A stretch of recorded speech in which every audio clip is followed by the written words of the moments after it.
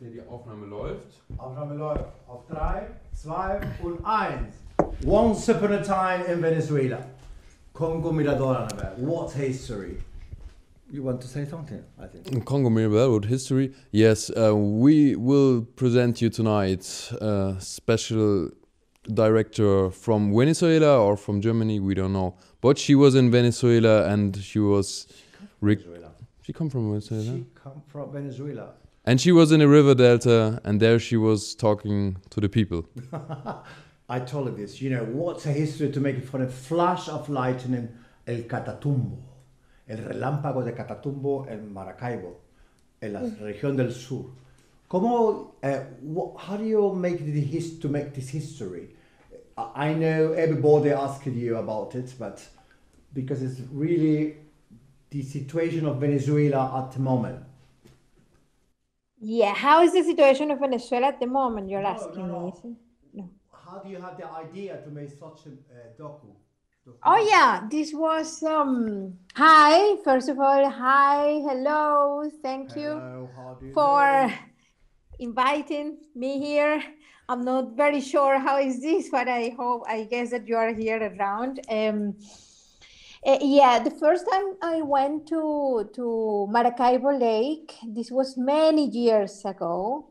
And it was because as many artists in Venezuela, we have been trying to understand us as a society and how we have been determined by the fact that as a country, we are mainly suppliers of oil and extractors of oil, like a mining country, which was before a rural country, yeah, agricultural country. And in the 40s, it was this big boom. And after that, yeah, it was a whole, like many generations determined by that.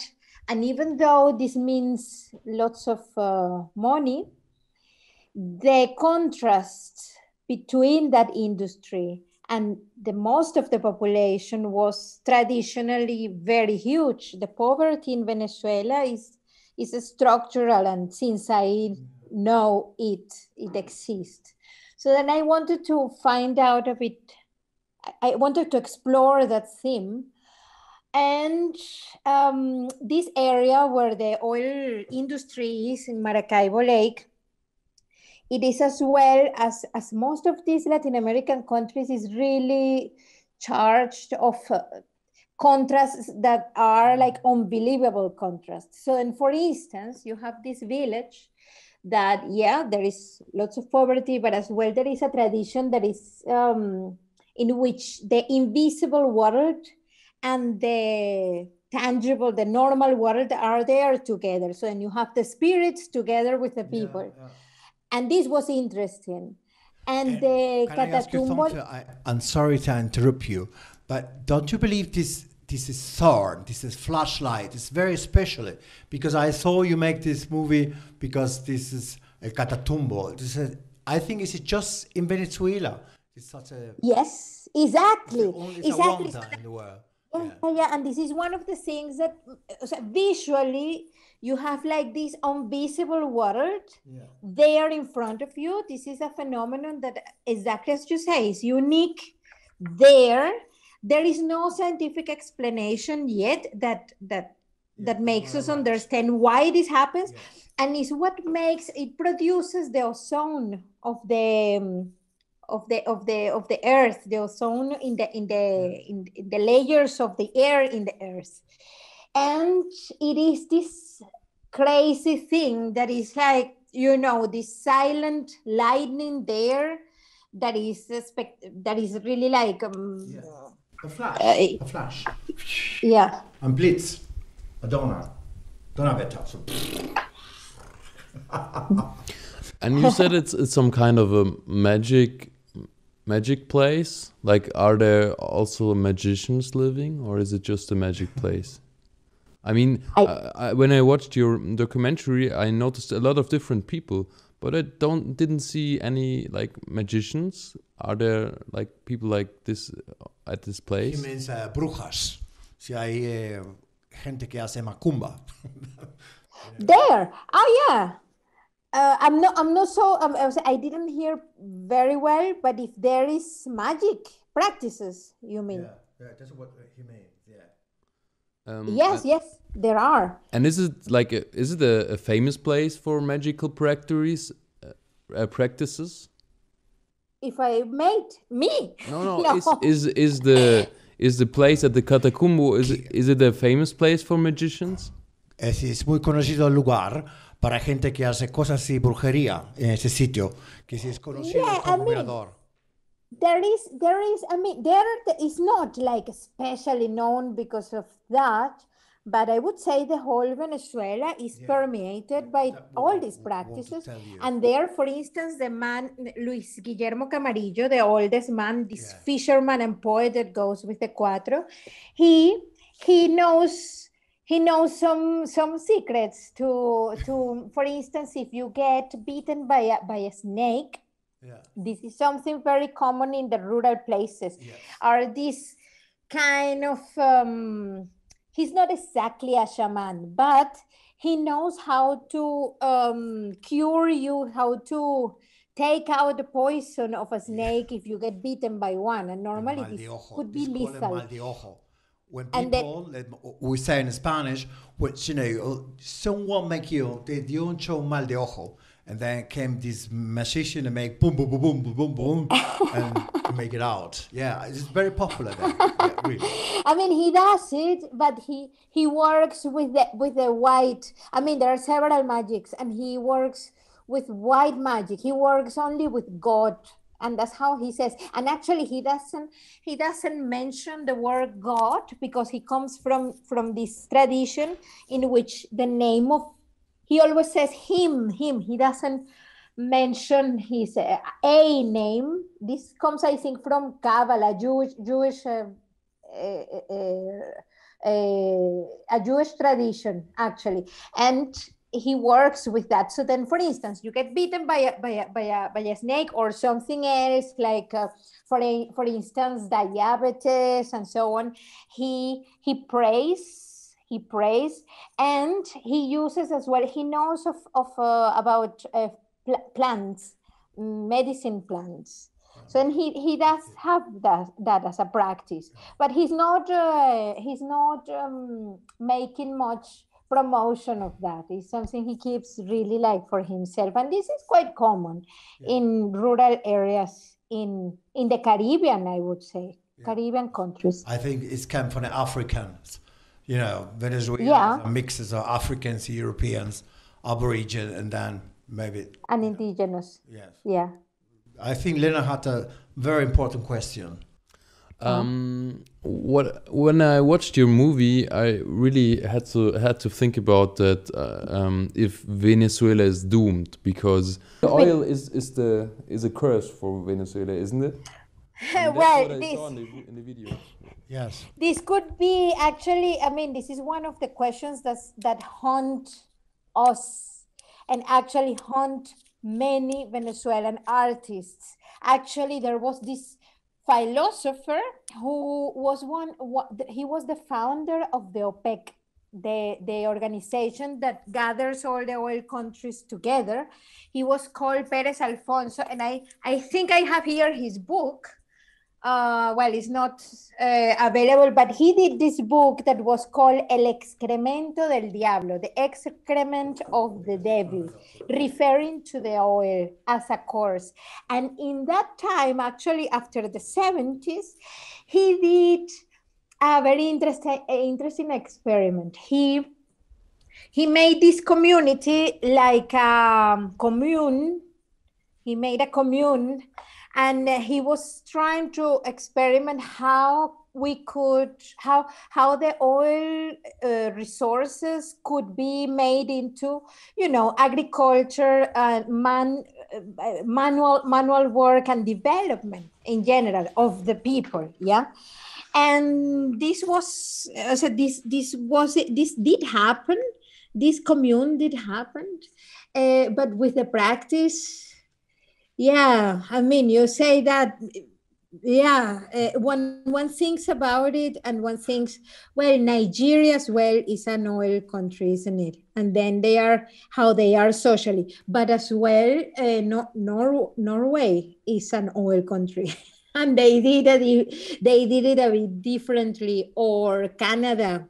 I don't say that they are better, but people are definitely in much better shape, having a much better life. So then I'm not so sure it has to do, I mean, yes, it is to do with the oil. It is to do, I guess, with the system too.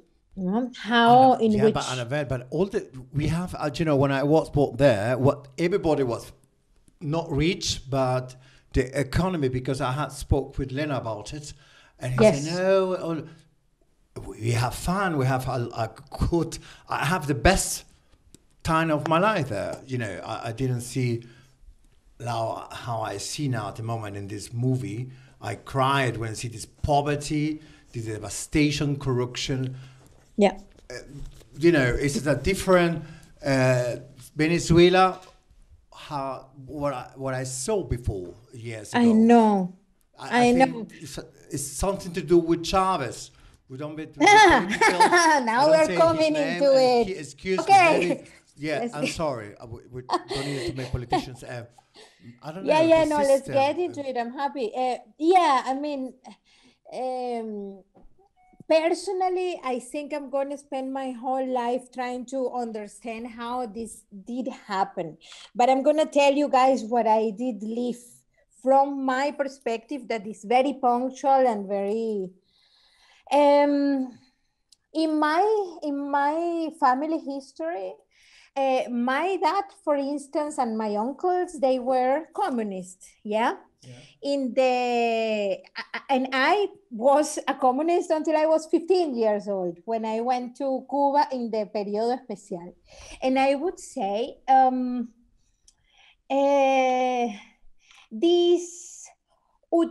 this dream with an this searching for an utopia was something really generalized, not only in my generation, but I would say, and I didn't know back then, in Latin America. So the dream was very much driven by the need of a justice, social justice, isn't it? And more opportunities for everybody, more opportunities for everybody in more or less equal conditions, which was not happening. And within that dream, this guy comes, Chavez, and he was a military. And communists, I mean, at least in Latin America, we are taught that militaries are, so you don't trust in militaries, but the leaders of the left, they gave this trust to this total power to Chavez. And with the years, and this, I guess, is going to be the subject of many people to try to understand how a dynamic of power develops and what happened there.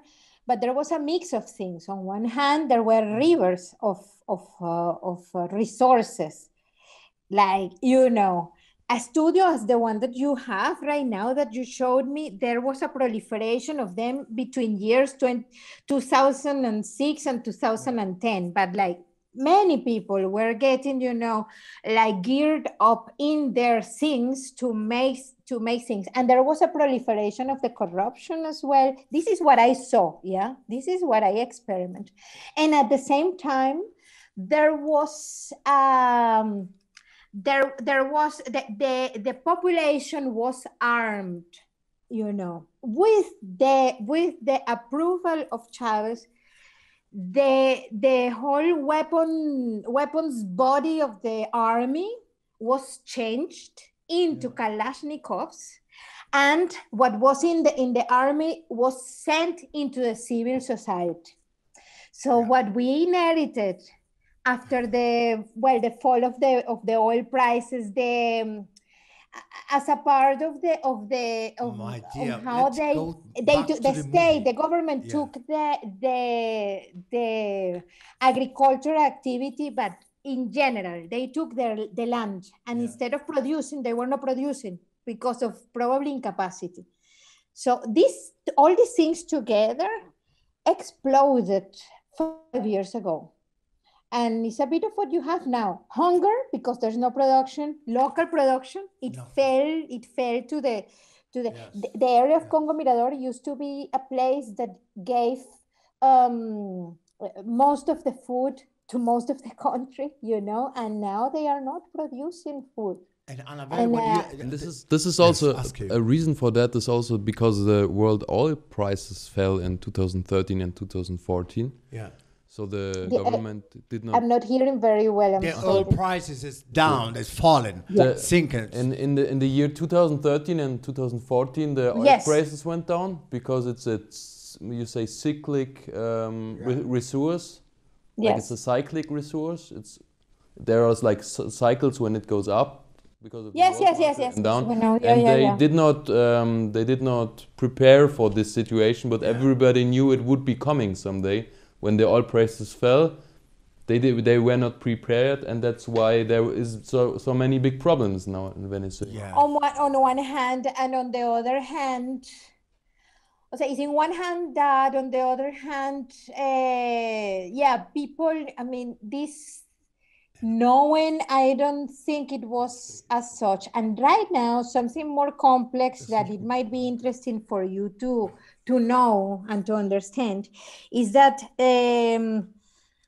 before dying, Chavez said that we should exploit the gold mainly because there are proven reserves. I think it's the 5th proven reserve in the world.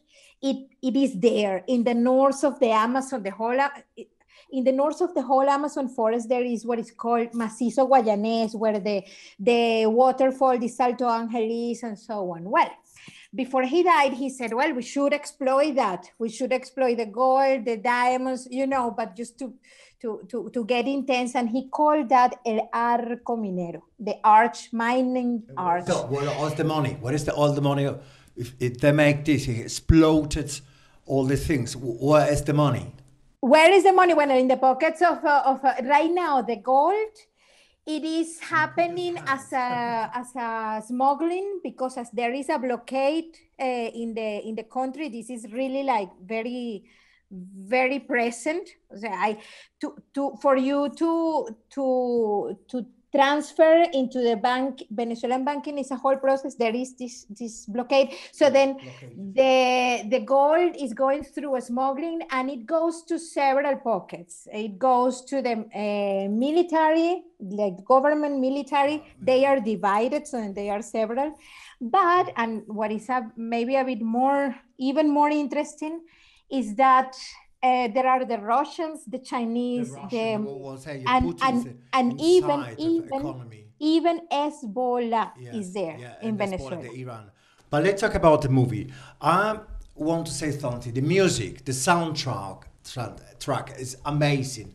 This guy, Nascui Linares, who makes just a really very popular movies, the El Abrazo de la Serpiente, the Embrace of the Serpent. Yeah. I have heard the music yesterday and before yesterday, all the time at home. It's very silent. How are you connecting him to help you with this? Because music is very important when you try to call feelings or a thought for people, I think. How do you have the possibility to, do you know him very well, or how long? How is the connection? We were friends since 20 years ago, and we have made several things together. Actually, our dads, both communists back then in the year, they studied together in the university. I mean, we know each other for a long time, and he is as well exiliate. He's in Barcelona. Barcelona, I know. Yeah. Emanuele, look, I am receiving this message. It's 2 minutes. Let's finish. It was too long as well. I have another question, but you know all the problem what we had. I know. I wish you toda la suerte del mundo para que vayas a Los Ángeles. Y hablamos de esto después por teléfono, ¿ok? Yeah. De los vestidos de la cosa para los Oscar. say hello. I wanted to sing something typical Venezuela, but I don't know. I think we don't have the time. Say bye bye. I didn't hear very well. Okay. Bye bye to you. Bye bye. Bye. Bye, When my I say dears. I wanted to sing you something, but I don't know. We don't have the time. Next time. I'm so sorry because Yeah, and I call you about Los Angeles. Okay, we're talking about yesterday. Bye. Kiss you. Bye bye. Good luck. Good luck. Gracias. Bye bye, Anabel. Bye. Bye. Gracias.